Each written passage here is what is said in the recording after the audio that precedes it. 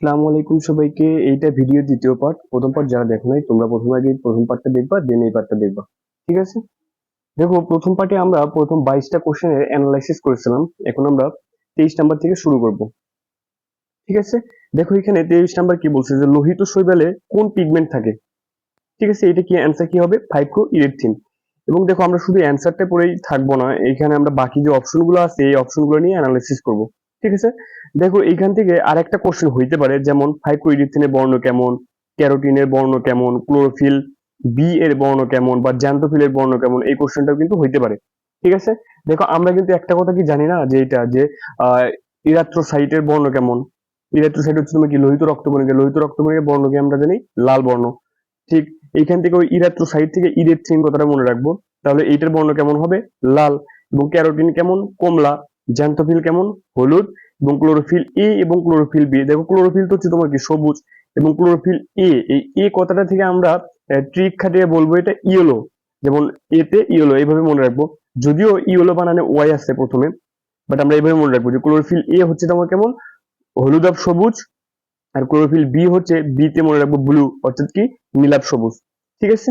এবং chlorophyll A এর পরিমাণ হচ্ছে কত পার্সেন্ট? 75%। এবং ক্লোরোফিল বি এর পরিমাণ হচ্ছে এখানে 25%। ঠিক আছে? পরের কোশ্চেন দেখো এখানে কি বলতেছে, 24 নাম্বার, কোন ধাপে NADPH2 জারিত হয়? কি বলছে? জারিত হয়। আমরা মনে রাখবো এইভাবে, যে ধরো তোমার কাছে যদি একটা ডেবিট বা ক্রেডিট কার্ড থাকে, এটা কিন্তু টাকাতে রূপান্তর নাই। তুমি যদি টাকা পেতে চাও তাহলে তোমাকে অবশ্যই এটিএম বুথ বা কোনো ব্যাংকে যেতে হবে, দেন তারপর তোমাকে কি টাকায় কনভার্ট করতে হবে। ঠিক তেমনি ভাবে এইখানে এই ইলেকট্রন ট্রান্সপোর্ট সিস্টেমটা হচ্ছে ওই রকম। যেমন এখানে NADPH2 আছে, এটাকে তুমি যদি কাজে রূপান্তর করতে চাও, অর্থাৎ যদি এটিপি পাইতে চাও, তাহলে তোমাকে অবশ্যই এটাকে ইলেকট্রন ট্রান্সপোর্ট সিস্টেমে নিয়ে যেতে হবে। তুমি যদি ইলেকট্রন ট্রান্সপোর্ট সিস্টেমে NADPH কে জারিত করো, তাহলে তুমি এখান থেকে 3টা এটিপি পাবা। অর্থাৎ কি, NADPH2 থেকে 3টা এটিপি পাওয়া যায়, এবং FADH অর্থাৎ কি FADH2 এখান থেকে 2টা এটিপি পাওয়া যায়। এবং আরেকটা হচ্ছে GTP সমান কি এটিপি, অর্থাৎ জিটিপি সমান ওই একটা এটিপি কে প্রকাশ করা হয়। এবং এখান থেকে আরেকটা জিনিস মনে রাখবে, যে গ্লাইকোলাইসিস যে আছে, এই গ্লাইকোলাইসিসের সময় NADPH2 সমান তখন 2টা এটিপি হয়। সাধারণত আমরা জানি কি যে NADPH2 সমান কি 3টা এটিপি, বাট গ্লাইকোলাইসিসের সময়ে NADPH2 সমান 2 এটিপি। এটা তোমাকে একটু মাথায় রাখতে হবে এক্সট্রা ভাবে। দেন দেখো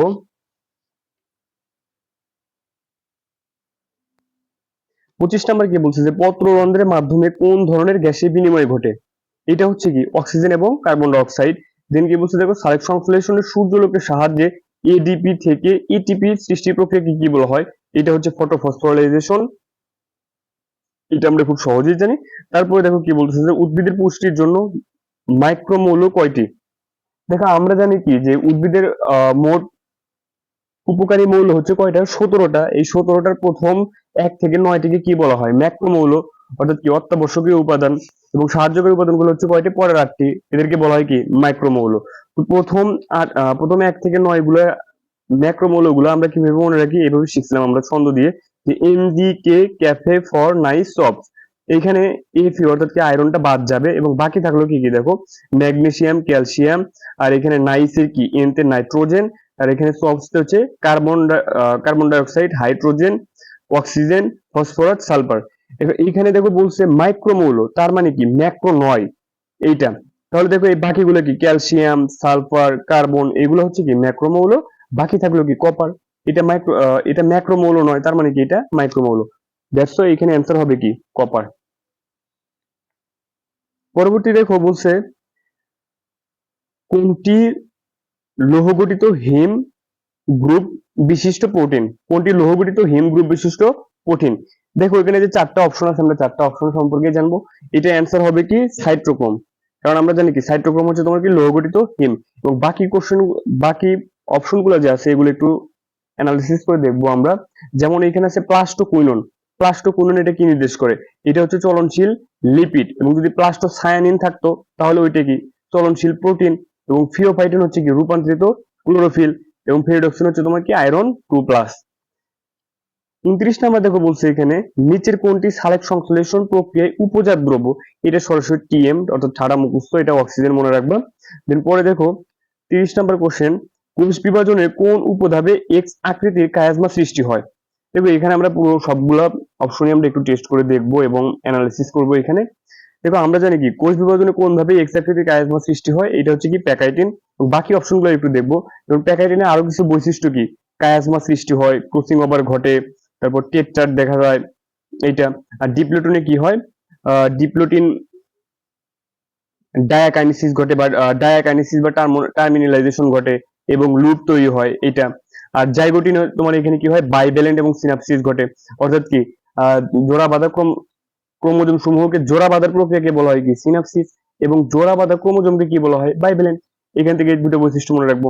এবং লেপটোটিন থেকে একটা বৈশিষ্ট্য মনে রাখবো, দা বুকেট বা পোলারিস বিন্যাস দেখা যায়। ঠিক আছে। দেন দেখো 31 নাম্বার কি বলতেছে, কোষ বিভাজনের মাধ্যমে উদ্ভিদের প্রস্থের বৃদ্ধি পায়। প্রস্থ কি, প্রস্থের বৃদ্ধি পায়, এটা কোনটা দ্বারা, এটা হচ্ছে পার্শ্বীয় ভাজক টিস্যু। আর যদি বলতো দৈর্ঘ্য তাহলে হয়তো শীর্ষস্থ ভাজক টিস্যু। এইটা কি, এটা হচ্ছে প্রস্থ। যদি দৈর্ঘ্য বলতো তাহলে কোনটা হয়তো শীর্ষস্থ ভাজক টিস্যু। এটা কি হতো কখন, যদি দৈর্ঘ্য বলতো। ঠিক আছে। এবং তারপরে দেখো বলতেছে সালোক সংশ্লেষণে অপটিক তাপমাত্রা কত। এটা আমরা তো জানি সবাই যে সালোক সংশ্লেষণে কত, 22 থেকে 35 ডিগ্রি সেলসিয়াস তাপমাত্রা। এবং এইখান থেকে আমরা আরো কিছু তাপমাত্রা এখান থেকে দেখে নিব। যেমন C3 উদ্ভিদের তাপমাত্রা কত, C3 ছিল 10 থেকে 25 ডিগ্রি সেলসিয়াস। C4 উদ্ভিদের জন্য ছিল 30 ডিগ্রি থেকে 45 ডিগ্রি সেলসিয়াস।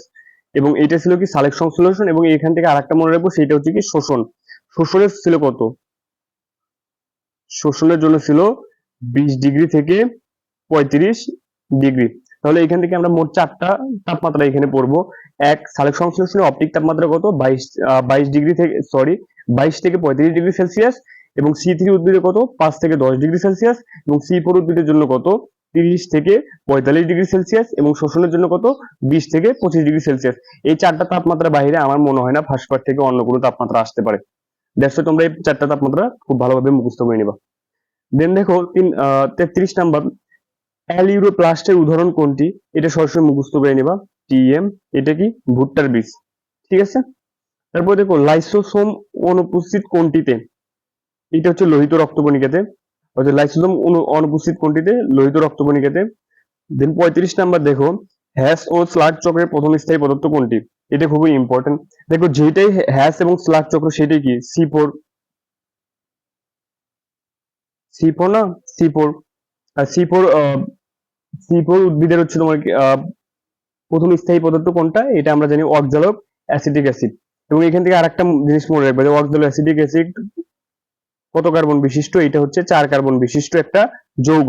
এবং হ্যাস এবং স্লাগ চক্রের কার্বন ডাইঅক্সাইড গ্রহীতাকে এখানে হচ্ছে ফসফোইনল পাইরুভিক অ্যাসিড। এবং এখান থেকে আরো কিছু এক্সট্রা ইনফরমেশন মনে রাখবা, সেটা হচ্ছে C3 উদ্ভিদের কার্বন ডাইঅক্সাইড গ্রহীতাকে, সেটা হচ্ছে রাইবোলোস 1,5 ফসফেট। এবং C3 উদ্ভিদের প্রথম স্থায়ী পদার্থ হচ্ছে কি, সেটা হচ্ছে কার্বক্সিলিক অ্যাসিড উৎপন্ন হয় ওইটা, এটা মনে রাখতে হবে। এবং 36 নাম্বার দেখো এখানে কি বলছে, পাটের জিনোম সিকোয়েন্সিং উদ্ভাবন করেন কে, এটা আমরা সবাই জানি, এটা হচ্ছে ডক্টর মাকসুদুল আলম।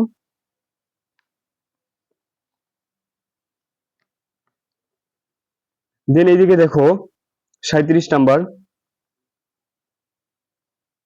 শর্করা ও শ্বেতসার জাতীয় খাদ্য সঞ্চয়কারী লিউকোপ্লাস্টকে কি বলে। এখান থেকে আমরা আগে পড়বো, এখানে দেখো একটা ট্রিক শিখবো এখানে আমরা। আমরা জানি কি লিউকোপ্লাস্ট, আমরা জানি কি লিউকোপ্লাস্টকে কত ভাগে ভাগ করা হয়, লিউ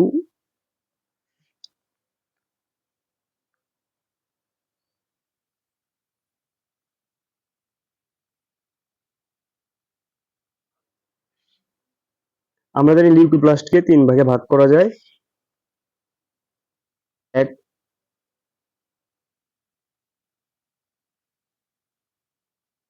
মাইলোপ্লাস্ট, 2 অ্যালিউরোপ্লাস্ট,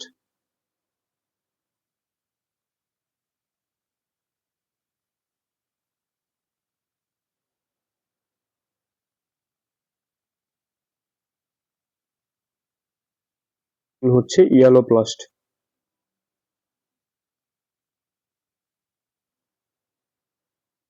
তিন ভাগে ভাগ করা যায়। দেখো এখান থেকে আমরা ছন্দটা মনে রাখবো এইভাবে। ধরো তোমার বাসায় তোমার কোনো একটা বন্ধু, তার নাম হচ্ছে মোহাম্মদ আলী, ধরো তোমার বাসাতে বেড়াইতে আসছে। এখন তোমার বাসাতে কিছু খাবার রান্না করা হয়েছে। কিছু খাবার ছিল শর্করা জাতীয় খাবার, আর কিছু ছিল আমিষ জাতীয় খাবার। এখন বোঝো যে তোমার বাসায় তোমার বন্ধু আলী বেড়াইতে আসছে। এখন বলো, যখন তোমরা খাবার সার্ভ করতে যাবা তোমাদের বাসায় ধরো কেউ, তখন তুমি তোমার বন্ধুকে আমিষ জাতীয় খাবার দিবা নাকি শর্করা জাতীয় খাবার দিবা? যেহেতু সে কি তোমার বাসার গেস্ট, তাই তুমি কি করবা, তাকে তুমি আমিষ জাতীয় খাবার দিবা এবং শর্করা জাতীয় কি করবা, তুমি খাবা। এই জন্য তুমি এভাবে মনে রাখতে পারো যে আমি, অর্থাৎ কি অ্যামাইলোপ্লাস্ট, আমি শর্করা খাই। আমি শর্করা খাই।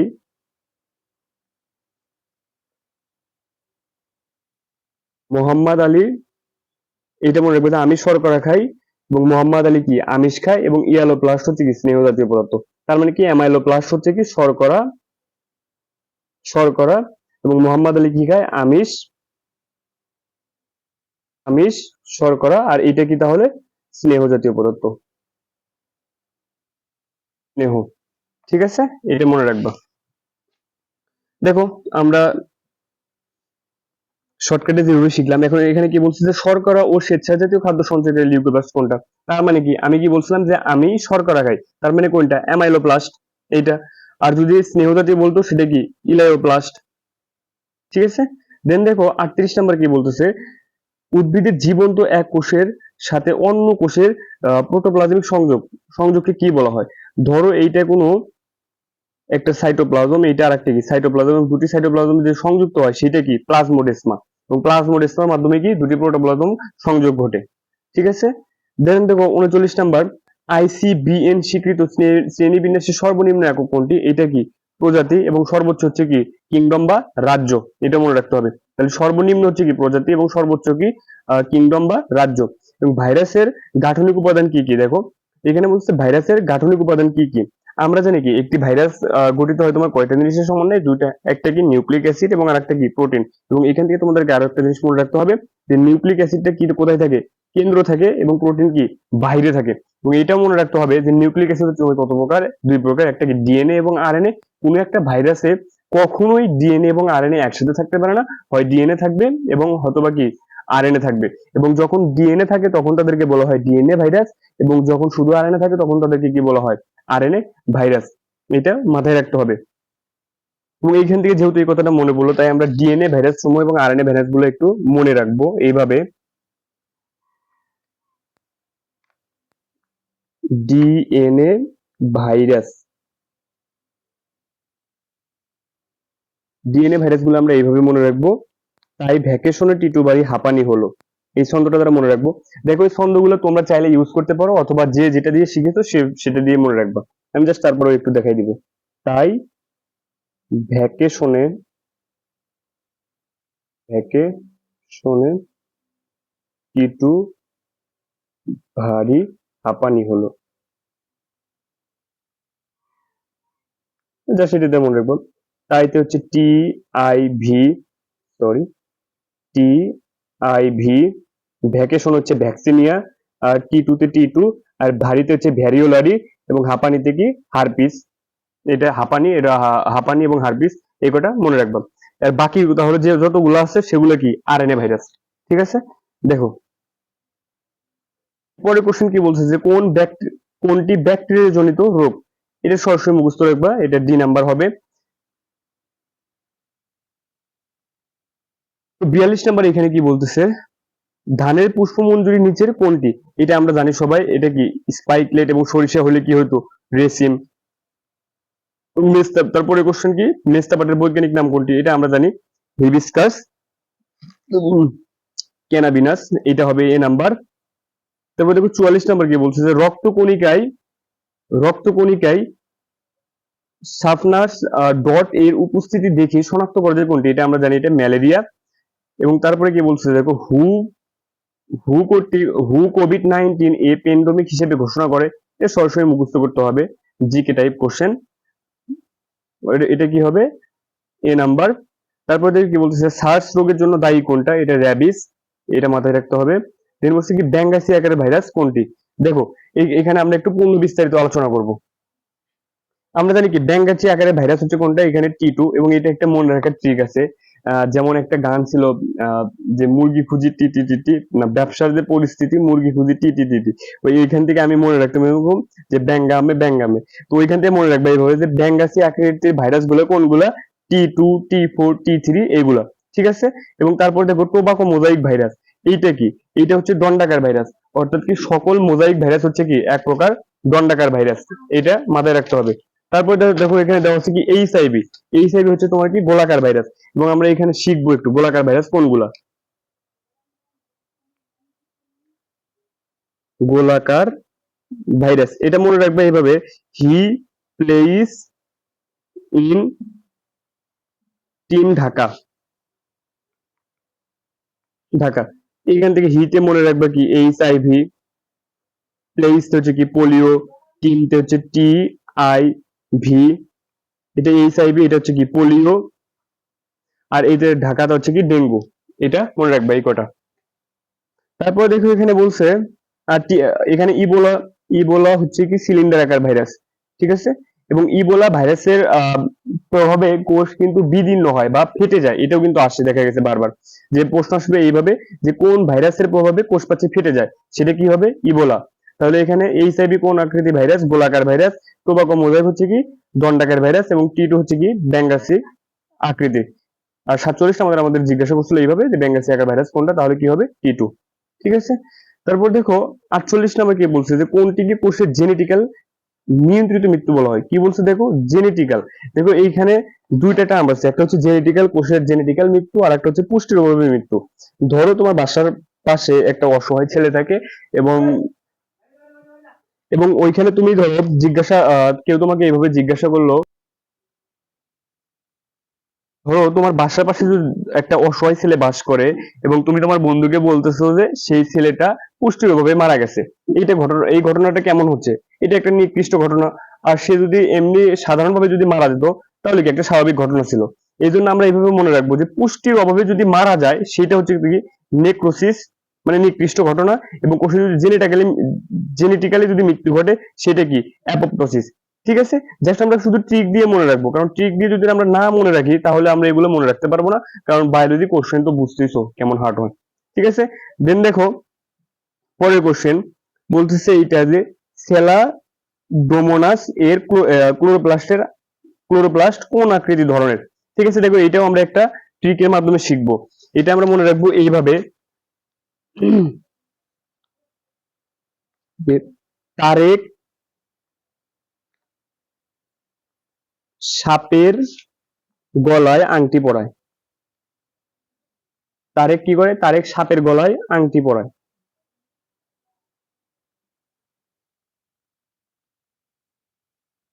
এখান থেকে আমরা মনে রাখবো এইভাবে, এটা হচ্ছে ZSPUC,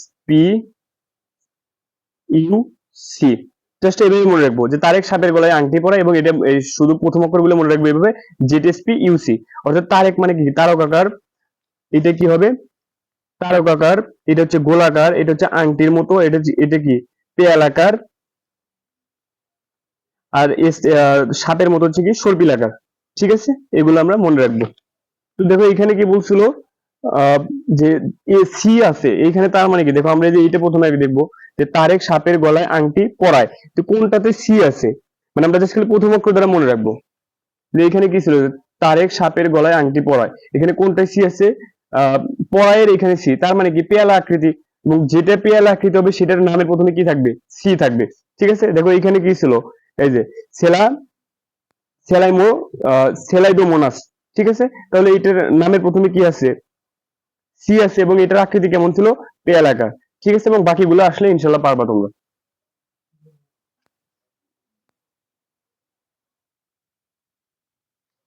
দেন দেখো পরের কোশ্চেন 50 নাম্বার বলছে এটা যে কোন ভাইরাস দ্বিসূত্রক আরএনএ থাকে, এটা আমরা জানি কি রিও ভাইরাস, এবং এটাও কিন্তু আসতে পারে যে এক সূত্রক আরএনএ থাকে কোনটাতে, কি এক সূত্রক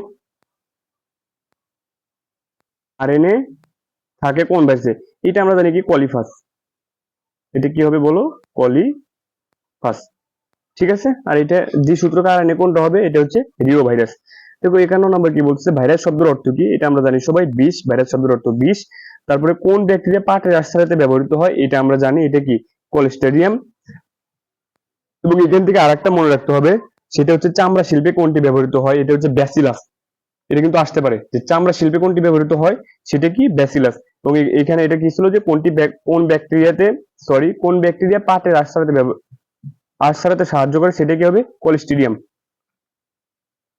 ঠিক আছে, এবং এইখান থেকে আরো দুটা তিনটা কথা তুমি মনে রাখতে পারো, যেমন এইটা কিন্তু আসছে যে নিচের কোনগুলো নাইট্রোজেন ফিকশনে ব্যবহৃত হয়, সেটা কিন্তু আমরা মনে রাখছিলাম এইভাবে যে ক্যাপ, অর্থাৎ কি ক্লস্টেরিয়াম, অ্যাজোবেক্টর, আর এটা ছিল এফটি কি ছিল সিউডোমোনাস, এগুলো কি নাইট্রোজেন ফিকশনে ব্যবহৃত হয়। এবং এখান থেকে আরো কিছু কোশ্চেন মনে রাখতে পারো, যে ক্লস্টেরিয়াম এবং অ্যাজোবেক্টর এগুলোর মধ্যে একটা কোশ্চেন ছিল এইভাবে, যে কোন ব্যাকটেরিয়া বায়োবিও বা কোনটা অক্সিজেনের উপস্থিতিতে বাঁচতে পারে, আবার কোনটি অক্সিজেন ছাড়া বাঁচতে পারে না। কোশ্চেনটা তিন ভাবে হইতে পারে। যদি বলে এরকম যে বাধ্যতামূলক বায়োবিও অক্সিজেনের উপস্থিতিতে বাঁচতে পারে, অথবা অক্সিজেন ছাড়া বাঁচে না, সেক্ষেত্রে কি হবে অ্যাজোবেক্টর। আবার যদি বলে এরকম যে অক্সিজেন থাকলে বাঁচতে পারে না, বাধ্যতামূলক অবায়বীয় এবং অক্সিজেনের উপস্থিতিতে বাঁচতে পারে না, সেটা কি হবে কোলেস্টেরিয়াম। ঠিক আছে, আশা করি বুঝতে পারছো।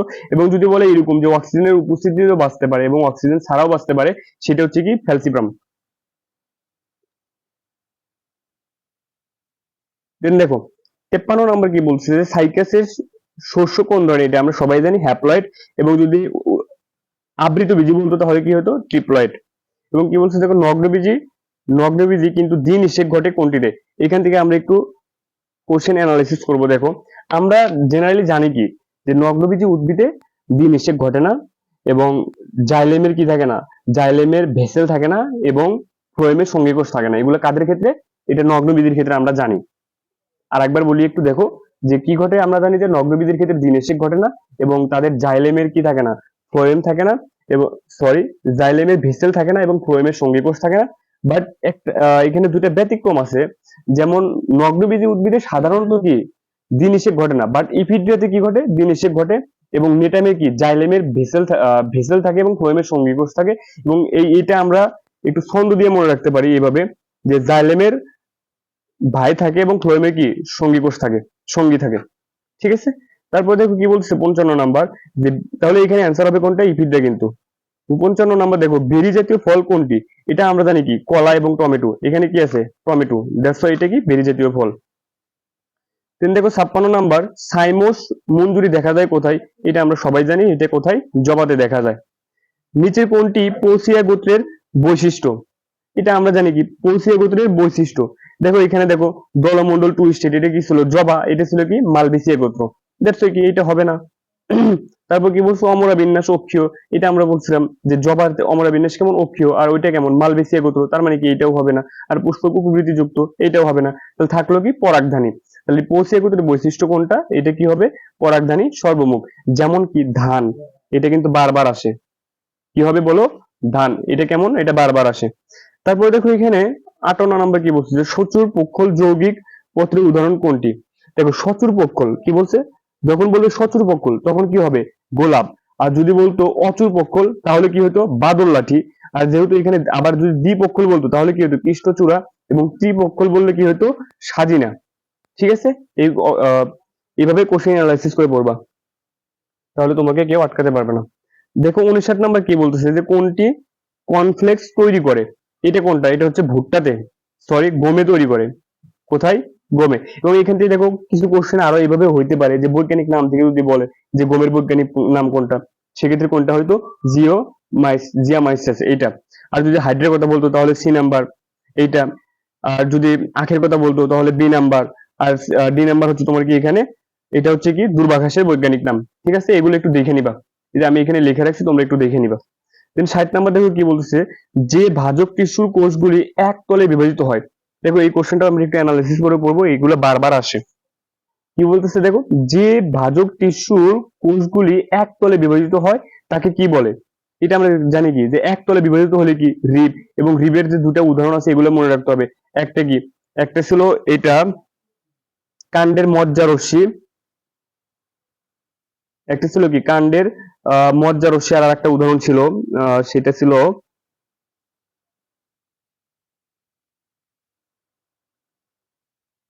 উদ্ভিদের বর্ধিত মূল মেবি তোমরা একটু দেখে নিবা এটা।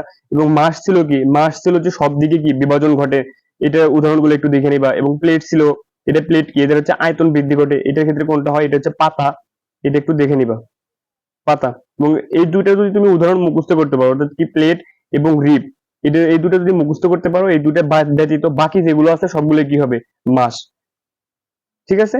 রিব হচ্ছে কি একতলে, এটা হচ্ছে দ্বিতলে, আর এটা কি ত্রিতলে, অর্থাৎ কি এটা সব দিকে বিভাজন ঘটে, এটা কি আয়তন বৃদ্ধি করে, আর এটা কি দৈর্ঘ্য বৃদ্ধি করে। এটাও কোশ্চেন হইতে পারে। ঠিক আছে। তারপর দেখো 61 নাম্বার কি বলতেছে, যে পাটের আঁশ কোন জাতীয় টিস্যু। এটা আমরা সবাই জানি, এটা কি সেকেন্ডারি ফ্লোয়েম টিস্যু। পেরিসাইকেল হইতে, কোথা থেকে, ধরো এটা পেরিসাইকেল হইতে বান্ডল সহ কেন্দ্র পর্যন্ত অংশের নাম কি, এটা আমরা সবাই জানি, এটা কি স্টিলি। তারপর দেখো 63 নাম্বার কি বলতেছে, যে ক্রেবস চক্রে প্রথম উৎপাদিত পদার্থ কি। ক্রেবস চক্রে প্রথম উৎপাদিত পদার্থ কি, সেটা হচ্ছে কি সাইট্রিক অ্যাসিড। এবং এইটা সাথে এখানে এটাও মনে রাখবা যে সাইট্রিক অ্যাসিড কত কার্বন বিশিষ্ট, এটা হচ্ছে কি 3 কার্বন বিশিষ্ট, অর্থাৎ কি 3 কার্বন বিশিষ্ট সাইট্রিক অ্যাসিড। ঠিক আছে, এবং এটা মনে রাখবা। আর অক্সালিক অ্যাসিড কত কার্বন বিশিষ্ট, এটা 4 কার্বন বিশিষ্ট, এটাও কিন্তু আসতে পারে। ঠিক আছে।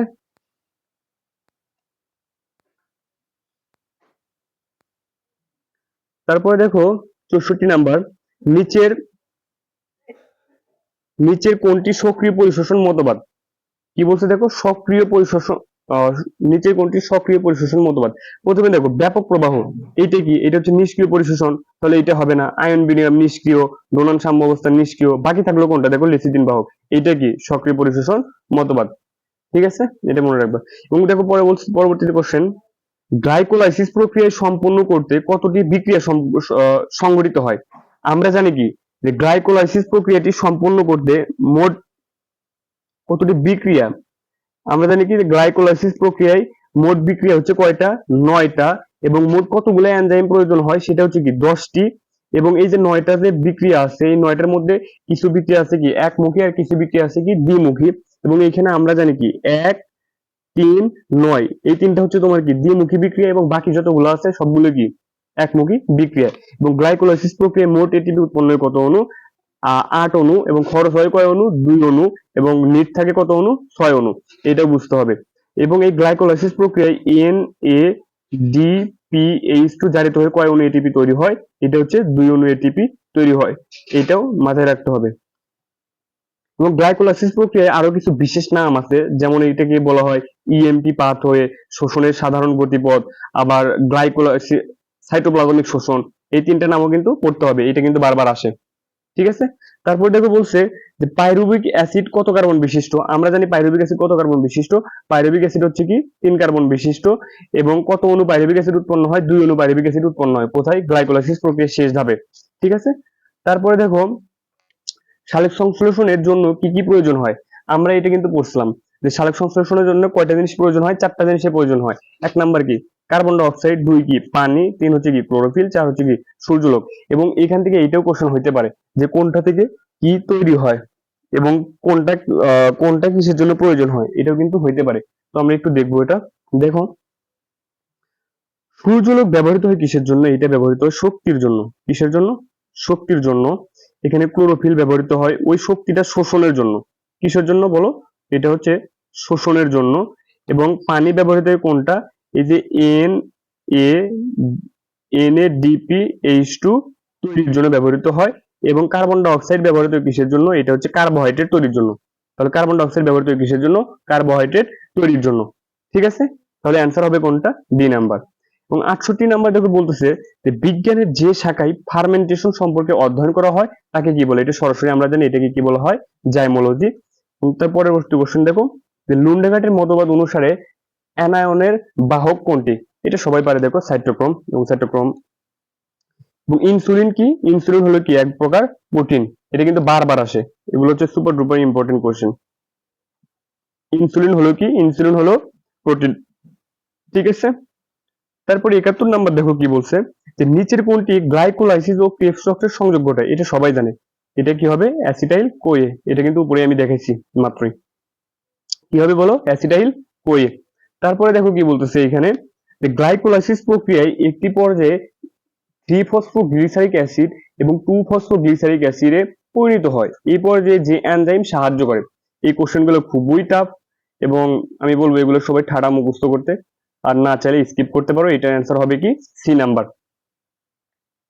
এবং দেখো 73 নাম্বার কি বলছে, নিচে কোনটি ক্যান্সার রোগের চিকিৎসায় ব্যবহৃত হয়? এটা কি ইন্টারফেরন, খুবই খুবই ইম্পর্টেন্ট, এটা আসতে পারে। কি হবে, নিচে কোনটি ক্যান্সার রোগের চিকিৎসায় ব্যবহৃত হয়? সেটা কি হবে ইন্টারফেরন। এবং ইন্টারফেরনের বাণিজ্যিক নাম এটাও কিন্তু আসে। আমরা জানি কি ইন্টারফেরনের বাণিজ্যিক নাম হচ্ছে কি বিটাফেরন। এবং এই ইন্টারফেরন প্রথম কোন কোম্পানি আবিষ্কার করছিল? এটা কি ছিল? ইলিলি। এবং এটা কত সালে আবিষ্কৃত হয়েছিল সেটাও একটু মনে রাখতে হবে। মেবি 1881 বা 1981 সালে, তোমরা একটু দেখে নিতে পারো বই থেকে। এবং দেখো 74 নম্বর কি বলতেছে, যে প্রোফেজের কোন পর্যায়ে সিনাপসিস ঘটে? খুবই সহজ কোশ্চেন, এটা কি জাইগোটিন। এবং জাইগোটিনে আরো দুইটা বৈশিষ্ট্য ছিল, একটি যে সিনাপসিস ঘটে এবং বাইভ্যালেন্ট সৃষ্টি হয়। প্যাকাইটিনে কি ঘটে বলো? তারপর লেপটোটিন, লেপটোটিনে প্যাকাইটিনে কি ক্রসিং ওভার দেখা, সরি কায়াজমা সৃষ্টি হয়, এক্স আকৃতি কায়াজমা সৃষ্টি হয়, ক্রসিং ওভার ঘটে। তারপর টেট্রার দেখা যায়, লিপটোটিনে দা বুকেট দেখা যায়, ডিপ্লোটিনে প্লোরাইজ, এটাই তো দা বুকেট এবং প্লোরাইজ বিন্যাস দেখা যায়। এবং ডিপ্লোটিনে কি হয়? লুপ এবং টার্মিনালাইজেশন বা প্রান্তীয়করণ দেখা যায়। ঠিক আছে। এবং তার পরবর্তী কোশ্চেন দেখো 75 নাম্বার। 75 নাম্বার দেখো, এখানে বলছে যে এইচআইভি মানবদেহের কোন সেলকে আক্রান্ত ও ধ্বংস করে? এটা কোনটা হবে বলো? এটা আমরা জানি কি ম্যাক্রোফেজ ও টি সেল লিম্ফোসাইট। ঠিক আছে। এবং 76 নাম্বার বলতেছে দেখো কোনটি প্রোসিয়া গোত্রের উদাহরণ উদ্ভিদ নয়? এটা সরাসরি মনে রাখবা, তাল।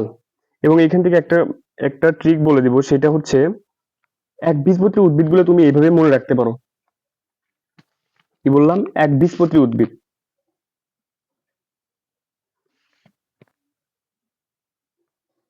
একবীজপত্রী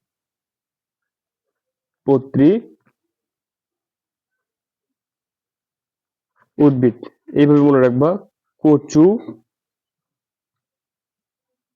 কচু, বাঁধা ঘাস, গম, ভুট্টা। অর্থাৎ কি, কতে কচু, কতে কলাবতী, এটা মনে রাখবা। আর এই বাত হচ্ছে কি বাঁশ, তারপরে ধত হচ্ছে ধান, তারপরে ঘাস, গম, ভুট্টা। এই সবগুলো কিসের উদাহরণ? একবীজপত্রী উদ্ভিদের উদাহরণ। এবং বাকি যতগুলো আছে সবগুলো কি দ্বিবীজপত্রীর উদাহরণ। এখানে বলছি কি দেখো, যে কোনটি পোসিয়া গোত্রের উদ্ভিদ নয়? তাহলে কোনটা হবে? তাল। এবং গ্লাইকোলাইসিসের সর্বশেষ ধাপে কোন এনজাইম কাজ করে? এটা মনে রাখবে, পাইরুভিক অ্যাসিড কাইনেস। ঠিক আছে। তারপর দেখো, লিভিং ফুসিল জীবন্ত জীবাশ্ম বলা হয় কাকে? এটা কি সাইকাস। এবং আমি কিন্তু প্রথমে এই কোশ্চেনটা পড়াইছিলাম এবং বলেছিলাম যে এটা আসতে পারে। এবং 79 নম্বর দেখো কি বলতেছে, যে উদ্ভিদ কোষের সাইটোপ্লাজমের মধ্যে সর্ববৃহৎ অঙ্গাণু কোনটি? এটা কি ক্লোরোপ্লাস্ট।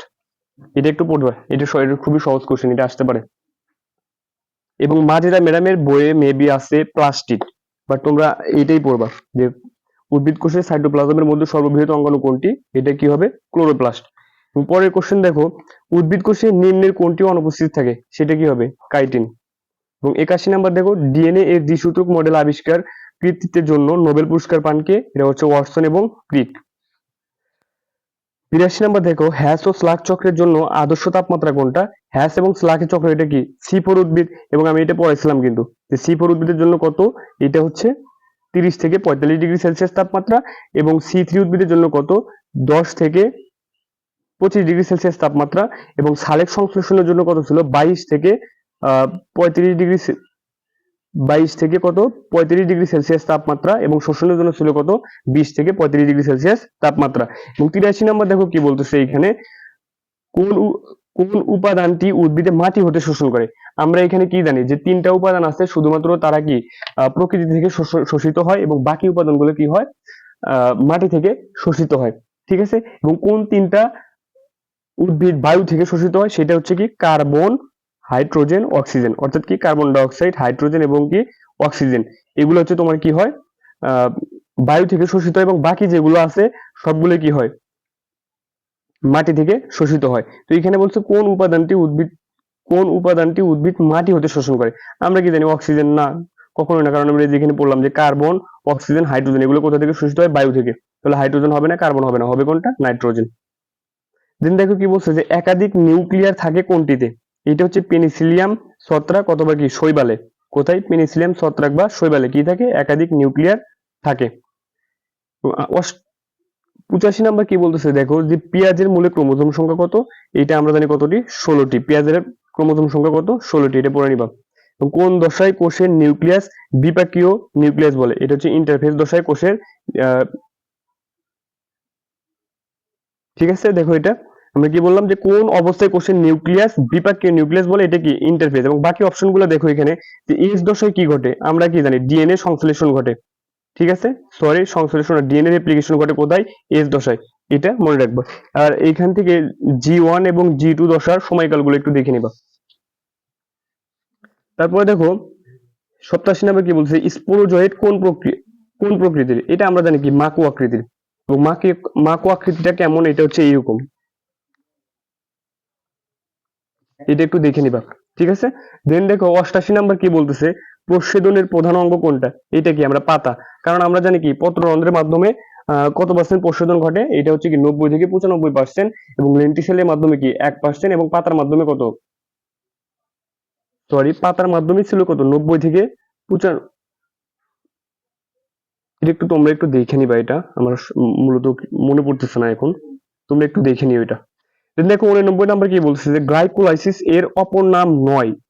এই যে এইটা কিন্তু দেখতে হবে এখানে কি বলছে? যে গ্লাইকোলাইসিস এর অপর নাম নয় বলছে। বাট অনেকে এটা করবে যে গ্লাইকোলাইসিস এর অপর নাম কোনটি, এটা ভেবে সবাই করবে কি ইএমপি পাথরে দেখাবে। বাট এখানে কিন্তু এই যে নয় বলছে, নয় কথাটা দেখতে হবে। ঠিক আছে, দেখো আমরা জানি কি গ্লাইকোলাইসিসের তিনটা অপর নাম আছে। একটা কি? ইএমপি পাথওয়ে, তারপরে সাইটোপ্লাজমিক শোষণ, শোষণের সাধারণ গতিপথ। বাট এখানে বলছে কি নয়। দ্যাটস ওয়াই এখানে অ্যান্সার হবে কোনটা? ফটোলাইসিস। ঠিক আছে, এইটা। তারপর দেখো কি বলছে? যে ইনসুলিনের অ্যামিনো অ্যাসিড সংখ্যা কয়টি? এটা আমরা জানি কি 51টি, এটা আমরা জানি। আর ডিএনএ এর প্রতি প্যাচে হাইড্রোজেন বন্ধন থাকে কয়টা? 25টা। কোনটি পিউরিন? আমরা জানি পিউরিন হচ্ছে কয়টা? এখানে একটা টার্ম আছে কি পিউরিন, আর একটা কি পাইরিমিডিন। এখানে দেখো পিউরিন নাম কি? ছোট, এই জন্য আমরা মনে রাখবো এখানে আছে কয়টা? দুইটা। এবং কি কি আছে? এ, জি। এবং এদের মধ্যে কয় রিং থাকে? দুইটা রিং থাকে। এদের মধ্যে এটা কয় রিং বিশিষ্ট? দুই রিং বিশিষ্ট। কে কে থাকে? এজি। নাম কি? পিউরিন। এবং বাকিগুলো যারা আছে কি সবগুলো হচ্ছে কি পাইরিমিডিন। এবং তাদের মধ্যে কয়টা বন্ধন থাকে? একটা বন্ধন থাকে। ঠিক আছে, তারপর দেখো ছত্রাক আক্রমণকারী ভাইরাস কোনটি? কোনটি? এটা কি হবে? মাইক্রোফাস। ছত্রাক আক্রমণকারী ভাইরাস কোনটা? এটা মাইক্রোফাস। তারপর দেখো কি বলতেছে? যে উদ্ভিদের পত্ররন্ধ্র পূর্ণ খোলা থাকে। আমরা কিন্তু আমাদের বইয়ে কিন্তু দুইটা কোশ্চেন দেওয়া ছিল, সরি দুইটা সময় দেওয়া ছিল, যে উদ্ভিদের পত্ররন্ধ্র পূর্ণ খোলা থাকে কয়টার সময়? দুইটা। এক এক কখন? এক 10টা থেকে 11টা। আর একটা ছিল কয়টা? 2টা থেকে 3টা। ঠিক আছে, এটা। তারপর দেখো বলছে ক্লোরোফিল এ এর আণবিক সংকেত কোনটি? এগুলো সচরাচর আসে না, বাট তারপরে তোমরা এটা দেখে রাখতে পারো। এটার অ্যান্সার হবে কি? B number. বাট এইখান থেকে আরেকটা কোশ্চেন আসবে, এইটা যে ক্লোরোফিল এ এর মধ্যে কোনটি থাকে না? এখানে দেখো এখানে আছে কি কি? এখানে আছে কি? Carbon dioxide, hydrogen, oxygen, nitrogen, magnesium. But অপশনে থাকবে কি? আয়রন। তোমাকে কি বলবে? যে কোনটি ক্লোরোফিল এ এর মধ্যে থাকে না। ঠিক আছে, এবং থাকে না তার মানে কি অ্যান্সার হবে কি? আয়রন। কারণ আয়রন কি এখানে আছে? নাই। দ্যাটস অ্যান্সার হবে কি? আয়রন। তারপর দেখো 96 নাম্বার কি বলছে? যে ক্লোনিং পদ্ধতিতে ডলি নামক ভেড়ার জন্ম হয় কত সালে? এটা আমরা সবাই জানি 1900 কত সালে? 96 সালে। তারপরে দেখো ইনসুলিনের গঠন আবিষ্কার করে নোবেল পুরস্কার পান কোন বিজ্ঞানী? এটা হচ্ছে কি ফ্রেডারিক সেনগার। এটা একটু দেখে নিও তোমরা, এটা কোনটা হবে? Frederick Sanger. এবং ক্যারিওলিম বলা হয়, এটা সবাই জানো, নিউক্লিওপ্লাজমকে ক্যারোলিম বলা হয়। ম্যালেরিয়া জীবাণু চক্রে এরিথ্রোসাইট সাইটোগনি দেখা যায় না কোনটি? এটা হচ্ছে কি ক্রিপ্টোজয়েড হবে অ্যান্সার। এবং 100 নাম্বার দেখো, অর্থাৎ কি সর্বশেষ কোশ্চেন, এটা হচ্ছে কি ডিএনএ কে অতিমাত্রায় পেঁচানো অবস্থায় হতে মুক্ত করে থাকে কোন এনজাইম? এটা হবে কি টপোআইসোমারেজ। কেউ কখনো এটা হেলিকেজ, ডিএনএ হেলিকেজ দিও না। এটা হচ্ছে সচরাচর আহ জোড়াকে কি করে? রোধ করে, অর্থাৎ কি ভাঙ্গে। বাট এখানে কিন্তু বলছে অতিমাত্রায়। এইভাবে মনে রাখবে যে অতিমাত্রা বললে কি হবে? টপোআইসোমারেজ হবে। এবং জোড়া এবং যখন সচরাচর ভাঙ্গে তখন কি হবে? ডিএনএ হেলিকেজ হবে। অর্থাৎ কি জোড়া যদি খোলে বা ভাঙ্গে তখন হবে কি? DNA helicase. এবং এই যে এখানে যেহেতু অতিমাত্রায় বলছে, এটা হবে। ঠিক আছে, ওকে। আমরা 100টা কোশ্চেন পড়তে চাইছিলাম, আমাদের 100টা কোশ্চেন শেষ। সবাই এইভাবে এখন থেকে কোশ্চেন অ্যানালাইসিস করে পড়বা। ইনশাল্লাহ ফার্স্ট পার্ট থেকে 15টা কোশ্চেন আসে কৃষি গুচ্ছে, ইনশাল্লাহ এখান থেকে 10-12টা কমন পাবা। ঠিক আছে, দেখা হবে আবার পরবর্তী ভিডিওতে। আল্লাহ হাফেজ।